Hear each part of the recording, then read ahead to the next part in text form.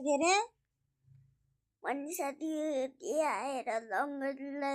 लाग्थ्यो कि रङवाली होली लगाइदिनु लागेको थियो अनि के गर्यौ तिमीले अनि उठेको म यता हेरेर भन न मम्मी कान सुनेन अनि तिमीले के गर्यौ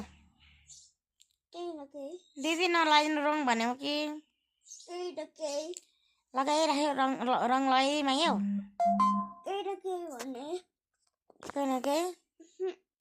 यति मात्रै देखेको सपना हेलो गाइस सबैजनालाई गुड मर्निङ मेरो छोराको चाहिँ बिहानी समयमा हैन सपना देखेको कुरा भन्यो है अनि त्यसपछि अनि यहाँ एउटा नानी छ मनिषा भन्ने नानी छ उहाँले चाहिँ मेरो छोरालाई रङ दल्दियो अरे के रङवाली दल्दियो अरे अनि तिमीले के भन्यौ भन्दाखेरि के पनि भनिन भन्दैछ है होइन अहिले पनि निन्द्रामै छ आँखा कटाउँदैछ उसलाई स्कुल जान उठ भनेर आएको थिएँ कि मैले अनि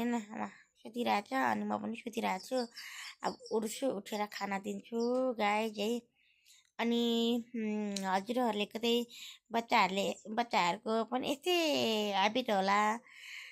सपना क्या सपना कहने होला नि होइन मेरो चाहिँ उठ्छ कहिले कहिले सपना देख्दो रहेछ भन्छ है गाई तर सपना फेरि भन्छ अनि तर मेरो बच्चा चाहिँ फेरि